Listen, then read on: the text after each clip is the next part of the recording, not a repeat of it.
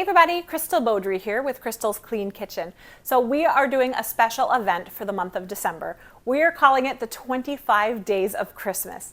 That means that from the 1st to the 25th, we will be posting every single day a Christmas-themed dessert recipe that is low-carb friendly, that is keto approved, and you guys, it is going to be so amazing. You're not going to want to miss any of the days. Now, some of these episodes I made a few years ago, and I am re-editing them and reposting them. So it goes perfectly with this series though. Seriously, 25 days of recipes. This is gonna be awesome. You're not gonna wanna miss it. Before we get into it though, would you do me a huge favor and hit that like button? Thanks so much.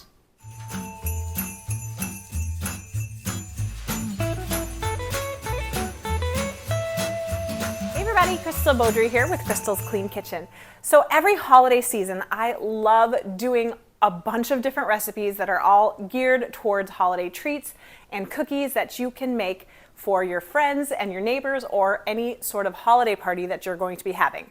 Now, last year I did a ton of cookie recipes and they are in a playlist on my site called Cookies. So make sure to go check that out because it's all of your favorite classic cookies that are converted to a low-carb friendly recipe that are keto approved. So go check that out. Well, in today's episode, we are going to be making some Thumbprint cookies that are keto approved, low carb friendly, and they taste amazing. You guys are going to love it. Well, thank you so much for watching. Do me a huge favor though and hit that like button. Here's all the ingredients that you're gonna need. So first we're gonna start with 1/4 cup of some grass-fed butter. Then we're gonna do 3 tablespoons of some cream cheese. For our sweetener, I'm going to be using the mixture of monk fruit and erythritol. I got that from Costco, and you need 1/3 cup of that.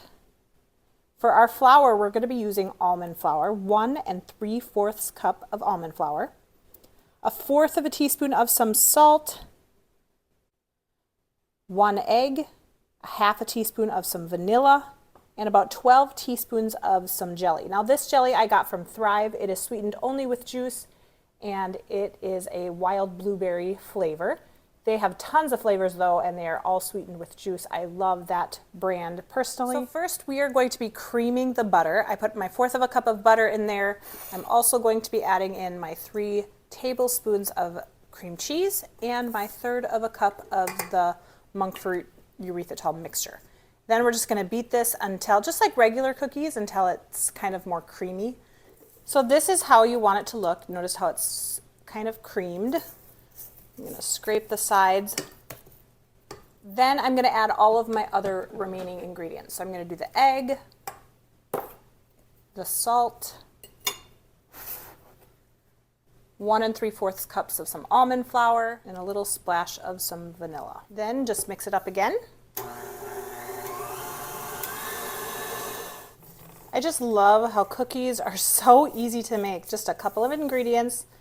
And yet a lot of times we want to just buy stuff at the store when we could just make it, and it's so simple. All right, I'm going to beat it just a little bit more. All right, so now that it's all mixed nicely, I'm going to scrape the sides. And just like most cookie doughs, I'm going to be chilling this. What that's going to allow me to do is it's going to allow it to be a little bit easier to work with. Otherwise it gets super sticky and it just sticks all over your hands. So we're just going to cover it with some plastic wrap, and then I'm going to actually be putting it in the freezer just because I want it to go a little bit faster. But you could put it in the refrigerator for a ½ hour at least. We'll meet you back here in a sec. So I got my dough out of the freezer.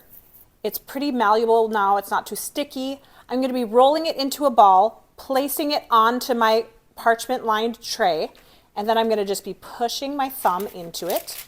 You can do smaller cookies if you want. You could do bigger cookies if you want. So after I get these all rolled out, I'm going to be taking my jelly and putting a little teaspoon into the cookie. And then I'm going to be baking it at 325 degrees for about 15 to 18 minutes. You'll kind of notice the tops of them getting nice and golden brown. That's how you know that they're done. All right, so I have the ball rolled out. I'm going to be just taking a little spoonful, putting a little dollop in the middle.